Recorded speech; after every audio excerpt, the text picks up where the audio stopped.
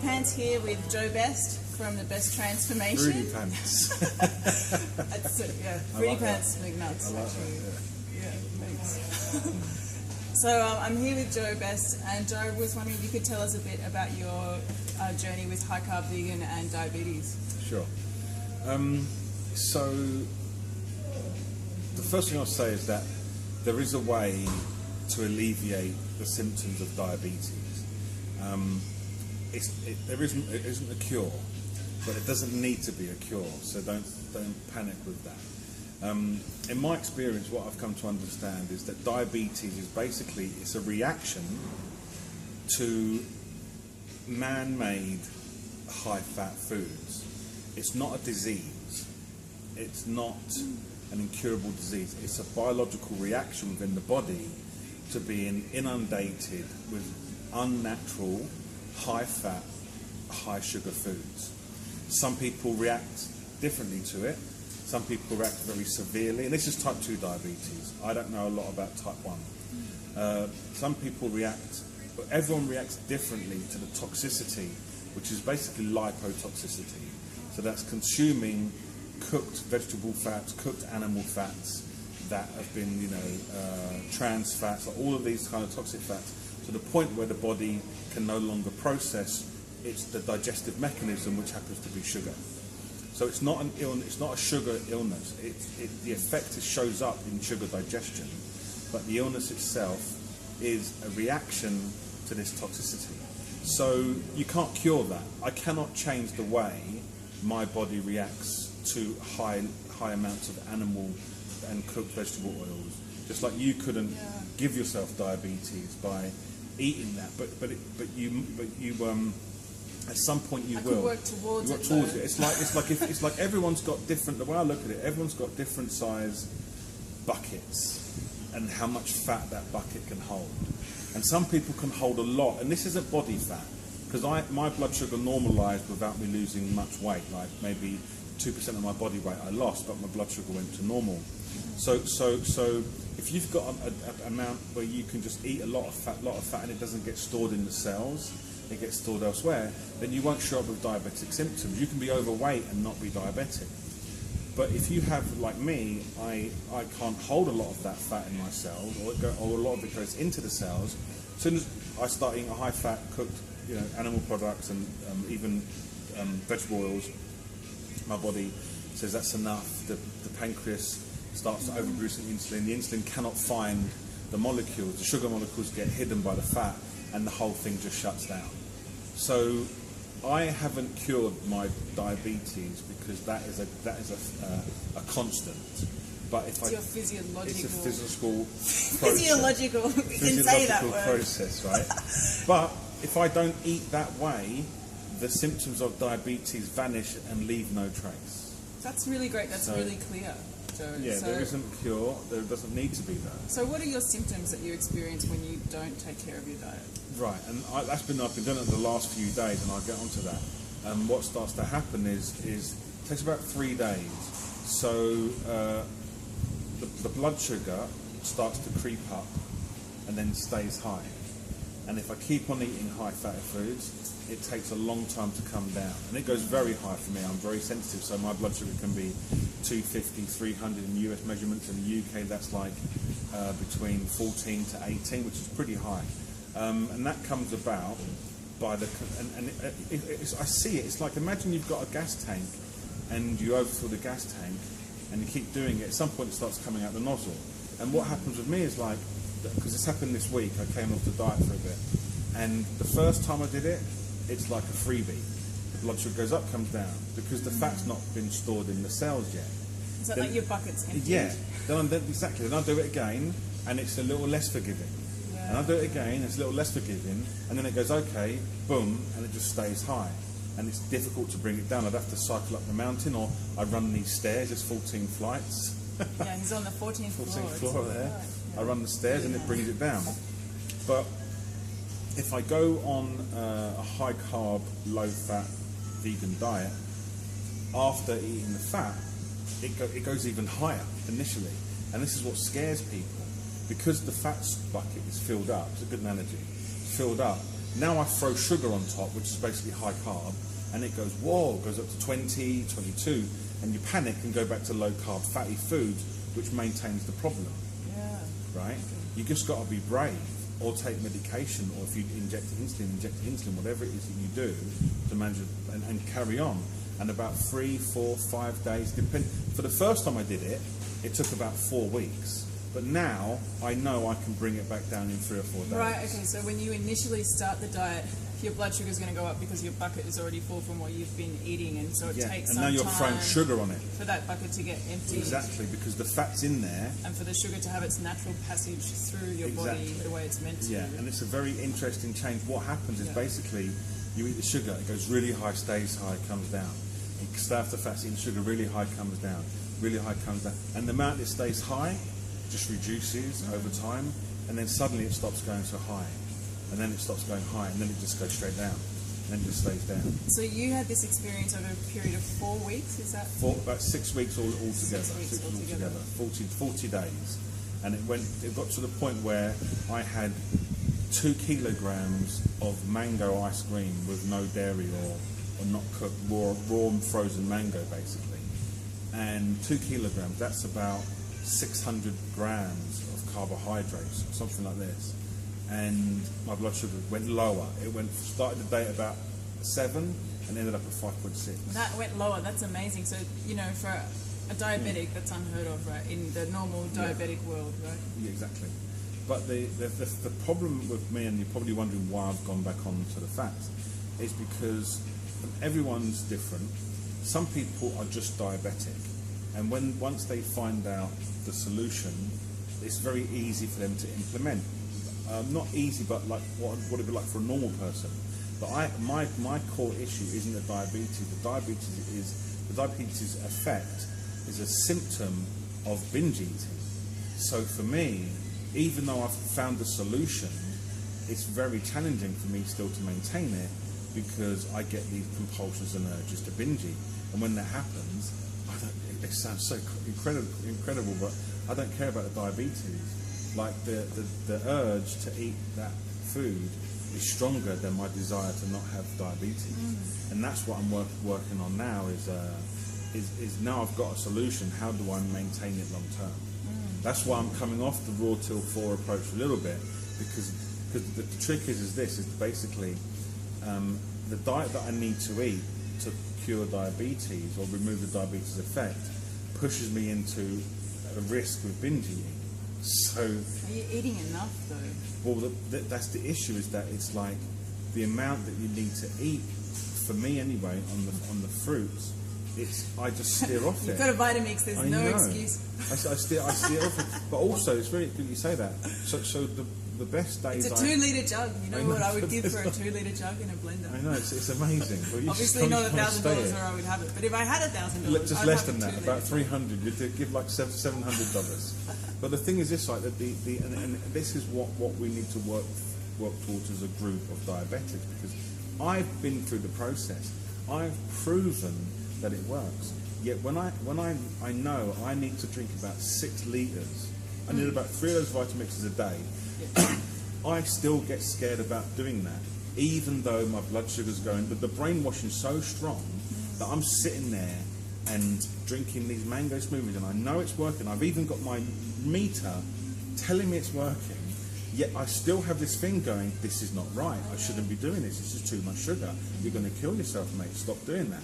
And I've just got to keep on doing it, because it's such it's terrifying going against what your doctor says. Yeah. It's like, and you're sitting there going, I can't believe I'm doing this. And you know, I think it can just be so difficult going against what we're used to anyway, because I'm not diabetic, and I've been on this lifestyle for about, in November it'll be 2 years. You know, I was fully raw to start with, and then I was like, oh, maybe I'm a bit extreme, you know, I have all this self-doubt, and then, oh, you know, I used to eat that when I felt emotionally uncomfortable when I was little, and oh, I'm not eating the same food as everyone around me. Like, what we eat it's so integral to how we relate with people, and how we bond with people. Right.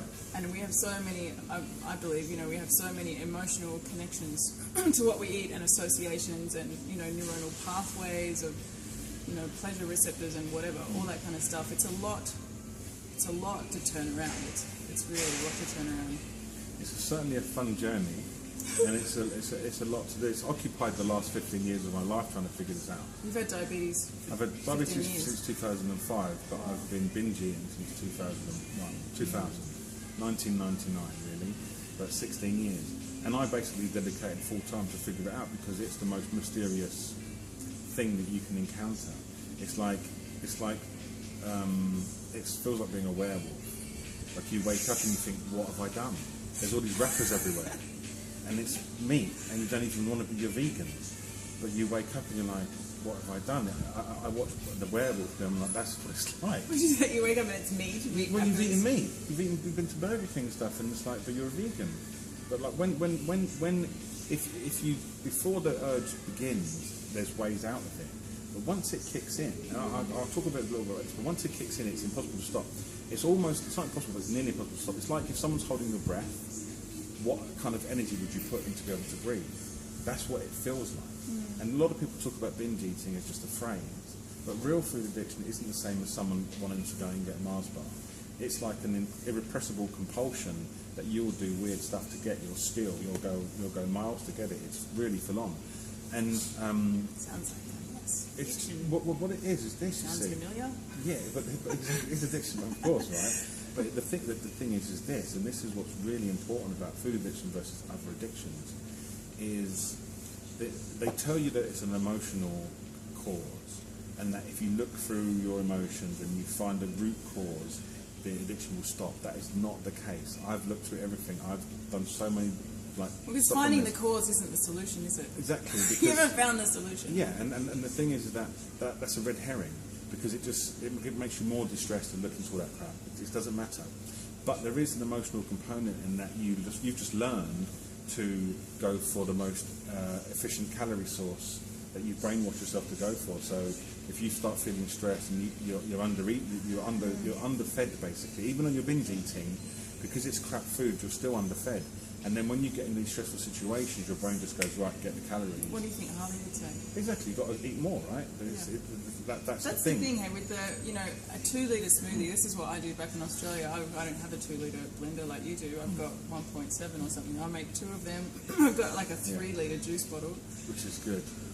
It's a good size. Yeah. But the thing is, there is a lot of truth in the fact. It's hard to want to eat fried chicken when you're so full of bananas. Right, but the issue is, and this is what it because I understand sympathetically what it's like to be a binge eater, so I don't try to belittle the challenge. I don't just say just eat more, because it's not as simple as that. What starts to happen is it's such an insidious addiction. You find it, rather than like you think I've got a solution here, just eat more. You start to just not do it. It's really subtle. You find yourself just going, oh, I don't do that. So you're the addicted part. It starts setting up the failure. Exactly. Do you ever find that, like, if you have a stressful situation, you're like, oh, this is a really great excuse now. I can go eat. Yeah. It's a bonus. Food. It's a bonus. You'll even create situations. So you work on two together. You do the best you can to eat as much as you can of high carb food, no fats. That's the basic. That's the fundamental training. And then on top of that, you have to start looking at what I have to start looking at as well. The little games that you play to stop it working, because that's the addictive character. There is a solution, carb up, but there is an addictive character that spent 20 years having a very, very valuable solution to circumstances. So you've got to work with that and stop tripping yourself up. Like, I'll go to Mung Mai Market, the biggest fruit market I've ever been to in my life, and I will come back empty-handed because I couldn't find any fruit. That's how crazy it is. I've been looking about going, oh, they don't look any good. I'm not going to get those. And I go over somewhere else, I'd be like, yeah, that durian looks a bit sweaty. And I'd be like, oh, those bananas aren't right. And I'll go, oh, I'm just going to go you're just home. looking for a way out? And you just get overwhelmed by it all, and you're like, and you go home and then you just go and eat something else. But the good news is that there is a solution to make binge eating more supportive, because what happens is that when you do eat enough carbohydrate, the binge force is no longer powered by hunger. It's powered by an idea, and the idea isn't strong enough. So you have an idea, I'm going to go and get this, but you won't do it because you're completely satiated with carbohydrates. Where if you don't have that in, the idea is powered by this need to eat, and that's the one that you can't stop. Once that kicks in, you're going to go and do it. So, and I experience that too, and I have my own history of addictive tendencies that stay with me to this day. God love them. But I think that's a really important thing for me about having community around me that's doing what it is that I'm trying to achieve to do, because that just makes it so much easier. But I also communicate with other people with the same addictive tendencies, so I can keep myself accountable and hopefully like the people are like, we're all a bit crazy, but we're not all crazy on the same day. So I can call other people and go, I'm totally acting out. I'm totally because I relate to all that stuff with food too. Exactly. I have the same things. I'll be like, I could have bananas, and I feel my body's like, eat bananas, and I'll go, I'm going to have that fried. Yeah, just something else, right? Something but what's really good though, the best thing I'd say about the high carb vegan movement is, for the first time in my life, I'm hanging out with people that keep telling me to eat more. It's the best feeling. I was out last night with 2 girls for dinner, and they're going, you know what, we're eating more than you, the banana TV girls. They're like, we're eating more than you. Like, why do you eat so little? And I'm thinking, this is just incredible. It's like, I just can't believe it. People like everyone else has always been like, here's, and nothing wrong with that, because that's what they learned as well, that's what I learned. But how can we help you to eat less?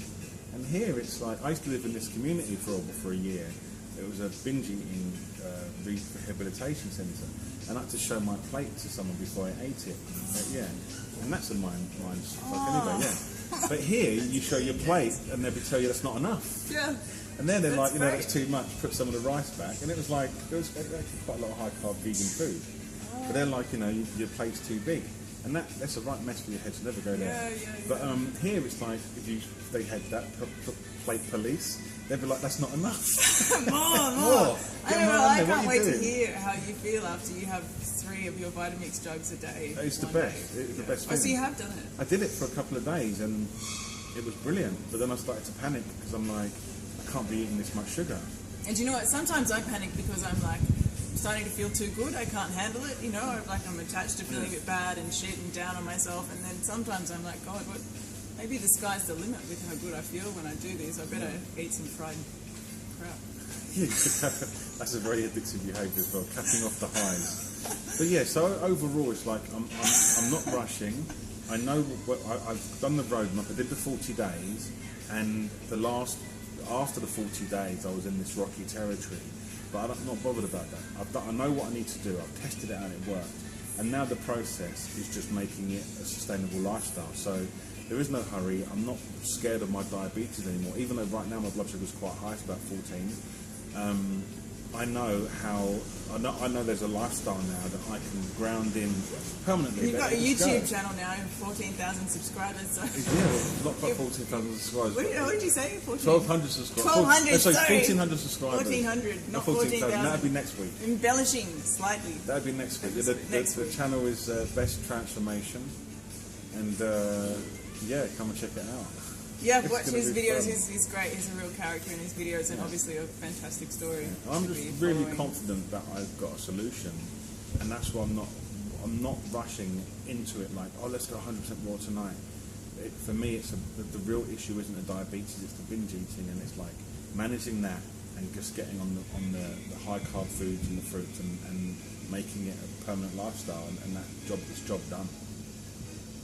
Definitely, job done. Vitamix. Exactly. I'm going to fill that up as soon as I get upstairs. I think I'm going to start doing pineapple, because the pineapple's really good right now. Yeah, be careful it doesn't burn your tongue. No. See, there's always a problem, isn't there? I try some bananas. Pineapple in small. I try and like bananas. Bananas are weird. But Thanks very much, John. I'll tell you why bananas are weird. Let me just say, bananas are weird. They're like, not ripe, right, finished. Like, What's going on? Like, have a longer window of like. I reckon edibility. they've got like 36 hours. 36 hours. Anyway, all right, nice one. Thanks very much. Gotta go. Good. That's a really fun interview. Fruit and vegetables. Eat 'em.